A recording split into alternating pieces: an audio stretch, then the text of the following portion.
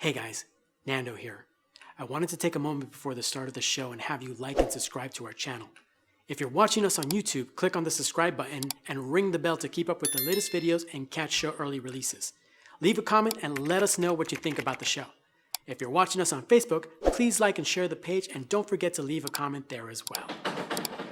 Nando, did you lock me out? Nope, must be stuck. Okay. Guys, I don't know how long that's going to hold, so don't forget to subscribe. It's very important, and don't forget to tell your friends and fellow filmmakers. Hi. I forgot the second door. You forgot the second door. Okay, Jerry, just roll the episode.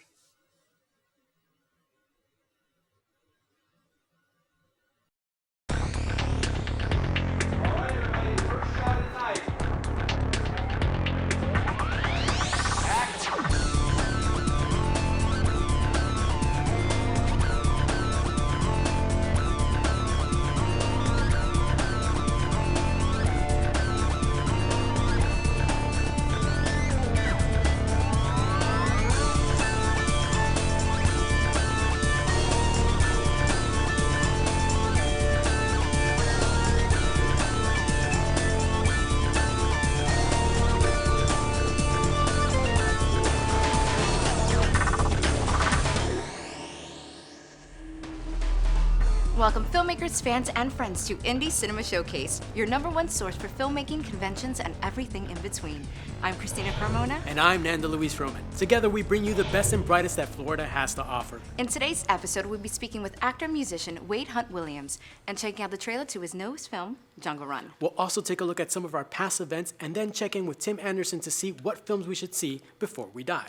All right, let's get things started with our feature trailer, Jungle Run, starring Allison Gorsk, Wade Willams, Jack Pearson, Jamie Petito, and Richard Grieco.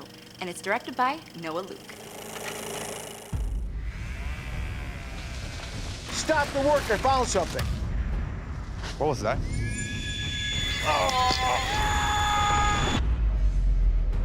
Your firm hired my father. You have some clue where he is? We lost all contact with the site about 4 days ago. This place looks abandoned. El Gamaki. Hello? If you find and kill the heart, your father will be free. We need to go to Samsaida. We go there, we will die. I'm finding Dad. It's over there. We take the heart of the jungle. Dad! God, wait!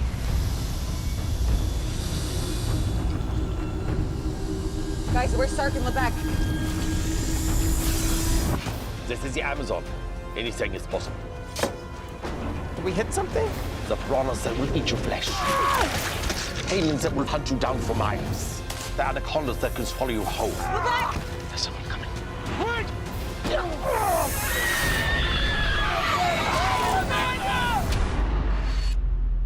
Men die. Legends do not. Poor Pyrrha has been released.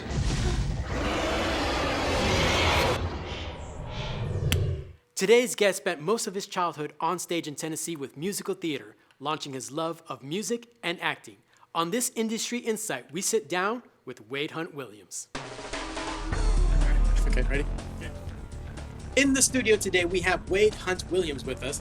Wade, thanks for joining us. Glad to be here. Thanks for having me, guys. Of course, it's a pleasure. So let's get right into it. How did you get started into acting? Oh, wow. Well, I was born, and I've always been a ham. Obviously, you guys have been hanging out with me for 10 minutes now. You already see that. I started acting when I was about 11. I did theater back in Tennessee, so I was in theater for a long time, up until the time I was about 15, 16 years old, got involved in music, and then music took me to Los Angeles. All this theater stuff was in Tennessee, and then music brought me to LA. LA was music for the longest time up until about 91, 92, and then I wanted to go back into acting just to, I don't know, cause. And then I just kind of went back into acting, and I started doing movies around 95, independent film, and just kind of been vacillating back and forth between music and making movies ever since. Now, you mentioned you were doing the music scene out in California. What prompted you to actually make the move out to Florida and start working out here? You know, it's funny. I was going through a different change in my life in California, and I needed something just different. I actually just came out to Florida to vacation. Right. I really did. I was on my way to Nashville. I'm a songwriter. I do country songs and you know, faith-based country songs. And I was on my way to Tennessee, and I vacationed in, where was I? Yeah, here in Orlando. And I was like, this is awesome. I'm gonna stay here. And so I just stayed here and you know, had a couple of babies, had a family, and then just started making movies here. And apparently there's a lot of good, talented filmmakers here. Yeah. 100%. Yeah. So can you talk about any of your recent projects? Because I know you have some. Well, you know, it's interesting because I was talking to someone this morning about, you know, during the pandemic, everything just kind of shut down. Right. However, we snuck in a film, like in the middle of the quarantine. We had snuck in a film called Mind Games, and like we filmed it in this guy's backyard, basically. And it's out. The Jalbert brothers down in Tampa, they did this film. It's out now. It's on Amazon. Cool little film, mind-bending little film. We did that in the middle of a pandemic. But just recently, as soon as March rolls around, I filmed a movie called Jungle Run, which is Asylum Pictures. It's out on Amazon now.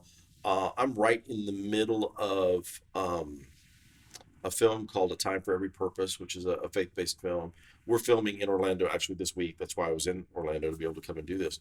And so right now the industry is exploding because no one did anything for like a year. So, and I have another 3 or 4 films that are in the can that aren't quite out yet. I have a film called I gotta look at my IMDb to forget the Shadow of Death. Shadow of Death is coming out. That's with Lila Brancato from Bronx Tale and Sopranos. And there's a couple more, but honestly, I would literally have to look at my IMDb to find out what I have coming out because I forgot. Right. So does your faith actually kind of navigate you to which films you might want to do, or? That is a great question, and the answer is yes.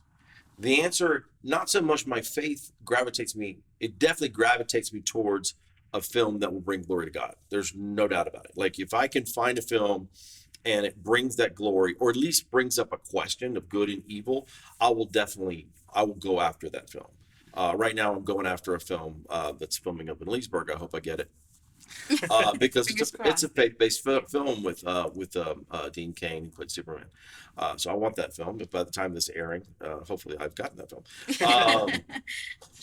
But yes, but it doesn't mean that I don't do a film like Jungle Run. Jungle Run is not a faith-based film, but my character doesn't do anything. I wouldn't be afraid to let anybody in my congregation or in my children to see the film, to like, oh well, Dad, you just blasphemed, or you said something against what your faith or your character is.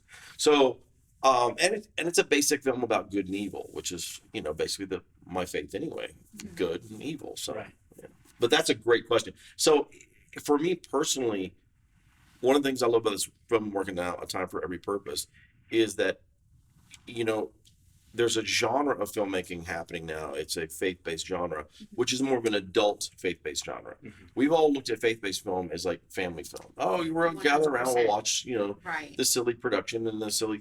It's not silly themes, but you know, it's like not something we want to be teeth in. This film is maybe something that my kids should watch later. Because it's more about adult situations and what happens in real life situations. If we're in real life, real evil isn't, you know, something I want my family to watch. You know what I mean? Yeah. And real beauty is something that we need to see as adults too, especially, you know, now. So if I can find a film that will bring glory to God, absolutely, all about it.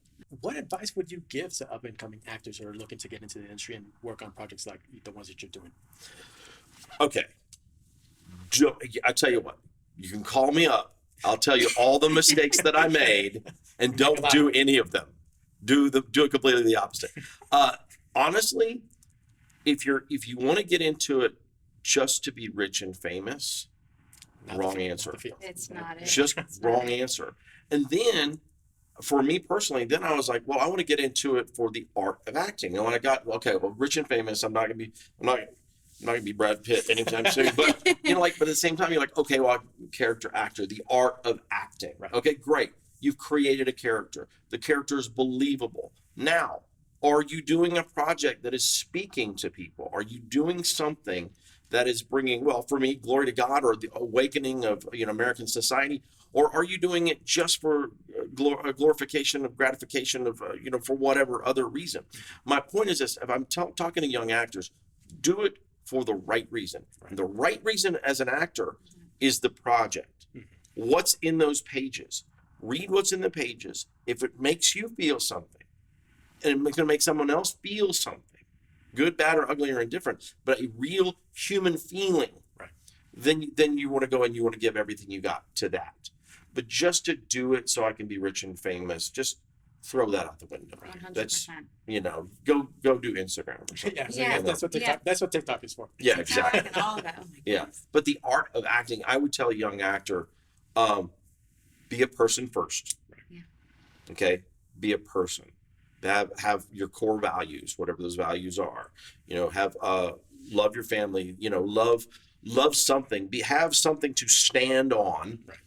Before you go, I'm going to go and be twisted and turned by every director or producer on the planet. Because if you don't know who you are and you get into a situation where they're asking you to be something else, your mind just kind of goes, what am I? Who am I today? Right. Who am I? Right. And so you need to go home, be able to go home every day and put that character off. That's what I did today. I am a dad now. I'm a father. I'm an American citizen. I'm a person that works at my church. I'm that person. I'm the person you can call if you need your tire change or something. That's more important first than being a great actor. If you got that, I kind of did it backwards. I think I was doing movies and projects where I really knew who I was. Right. And then once I knew who I was like, oh, okay, this is kind of cool. And I love that because this day and age, all people really see is like the glitz and glam, right, and and Instagram and filters, and so people don't even look like what they look like now, right? I'm gonna throw a filter on that. Yeah, throw a filter on that. I need to start practicing my sport look, but you got it down pat. So it's just really great to hear, an actor, an actor, who's done some good stuff, say, be you. Yeah, absolutely. Know who you are. Absolutely. Yeah. So for you guys out there, it's like, be humble, be yourself. It's like the fame and the glory, all that stuff.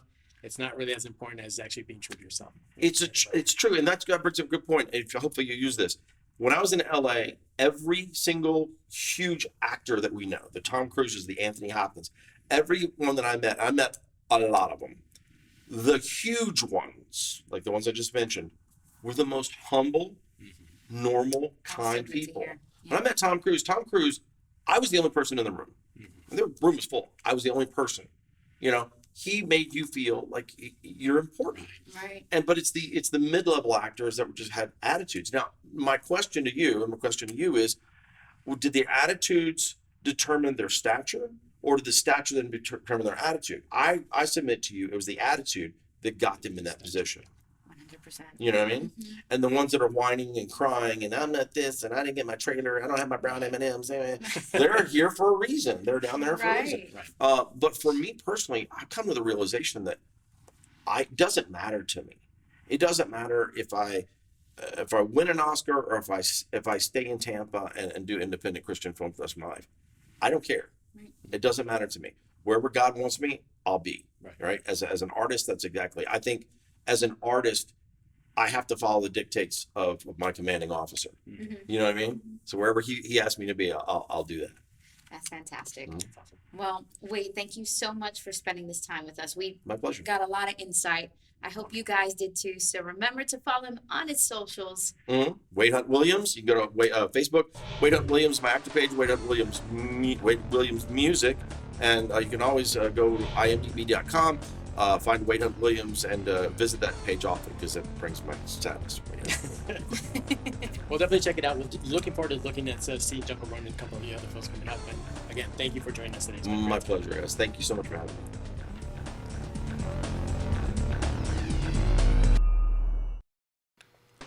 If you would like to be a guest, have something to promote, or your film featured on the show, visit our website at IndieCinemaShowcase.com. Watch past episodes and help support the show by buying some merch at our online stores. Also, be sure to follow us on our socials, Facebook at ICS TV and on Instagram at ICS TV Show. You can also reach out to us by emailing us at icstv@yahoo.com. This is Wade Hunt Williams. I got a bad case. Bad case of the ICS. The Indie Cinema Showcase, right here on this channel. Don't go anywhere.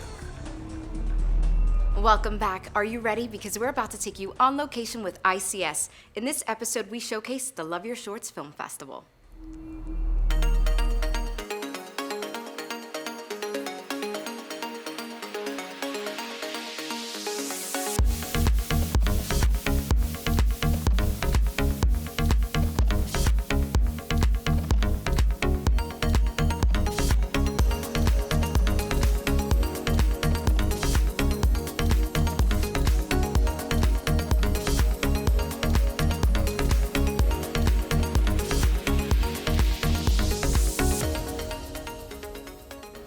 Hey guys, I'm here with Christina Hallerbach, festival organizer of the Love Your Shorts Film Festival. Christina, first things first, great name. Thank you. Same to you. You know, it's I just had to say it. So you look lovely today. Thank you very much. So, can you tell us a little bit about the Love Your Shorts Film Festival? Sure. So Love Your Shorts Film Festival has been here in historic downtown Sanford for 11 years. And it really was a bunch of locals that love film that wanted to honor that here in their town. And so as things progress and drinks are had and people start collaborating, they eventually came up with a shorts film festival that is now in its 11th year at a really awesome historic theater.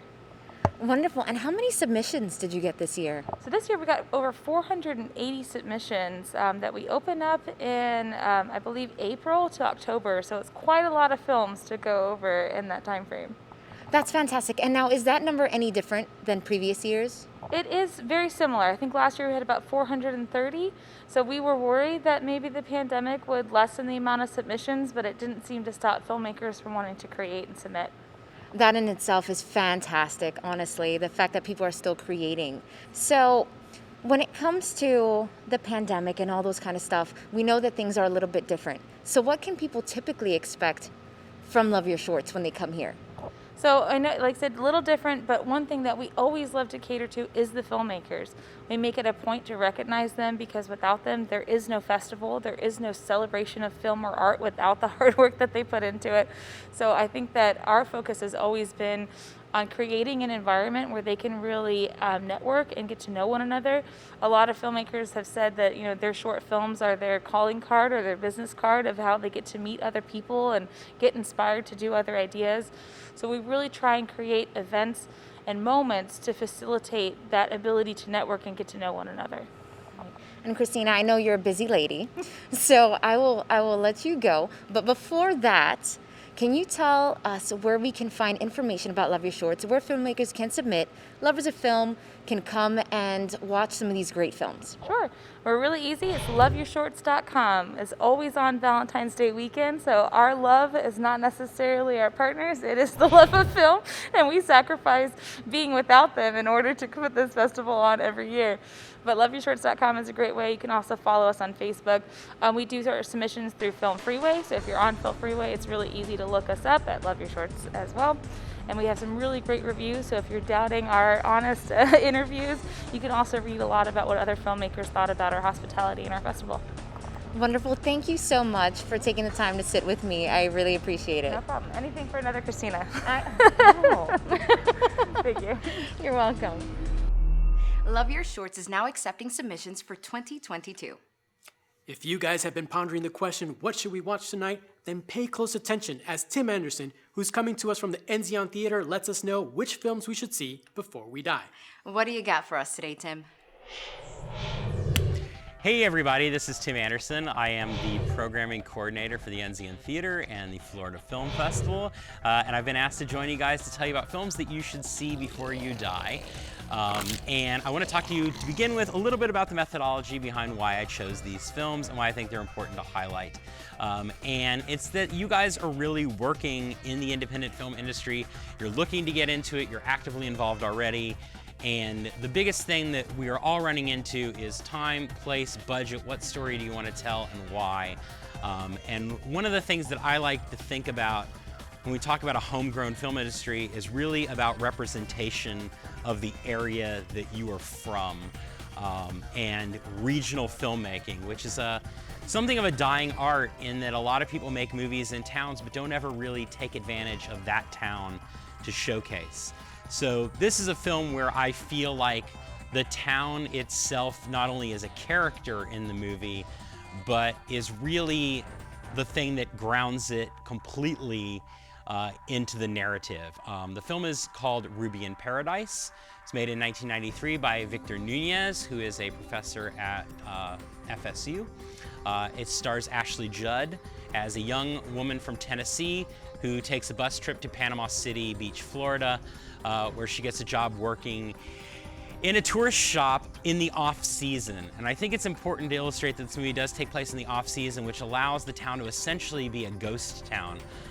This is about Ruby running away from her past and embracing her, her now and her future in a hopeful film, but also a melancholy film. Sort of not a quarter-life crisis, but a coming-of-age film a little later than you might normally come of age. It's an incredible performance by Ashley Judd, world premiered at the Sundance Film Festival at the time. And Nunez has worked a lot in Florida, and specifically his biggest movie, Yuli's Gold, which was shot in the Tampa area, starring Peter Fonda, an absolutely incredible film to check out as well. But the thing about what Judd is doing in the movie and what the film is doing in Panama City is that it's sort of looking at this eeriness that kind of exists inside of a town when all of the life has kind of like moved away. And you're sort of like left there struggling to come up on your own. And by utilizing something as simple as the town you grew up in or a town that's nearby you, you're just absolutely setting the film in a way that's incredible and really taking advantage of all the stuff that's already there, making your production value just that much higher as well. And it gives a focus to the film. I think it's an incredible movie. It's a movie that I've been championing for probably coming up on now 30 years. And I hope that everybody gets a chance to see it, and definitely a movie to check out before you pass away. Guys, thanks so much for joining me. I had a great time. I hope you love these movies. My name is Tim Anderson. Christina, Nando, you guys are killing it. Back to you. Well, that's all the time we have for this episode of ICS. We want to thank Wade Hunt Williams for sitting down with us, Love Your Shorts, Christina Hollerback, and Tim Anderson for those great movie suggestions. Looking back at this episode reminded me of how Love Your Short is such a fun festival, and they always take care of the guest filmmakers. Yeah, they do, and those documentaries were so moving. I cannot wait to visit again next year. Well, we hope you learned something new, saw something that you loved, or got inspired to get off your couch and go make a movie of your own. Who knows, it might be good enough for us to screen on the next Indie Cinema Showcase. Don't forget to follow us on our socials, Facebook at ICS TV, Instagram at ICS TV Show, and YouTube at Indie Cinema Showcase. And if you want a chance to have your work, event, convention, or film featured on ICS, send us an email at icstv@yahoo.com. Until then, the set is closed, and as they say in the movie business, that's a wrap. See you next time.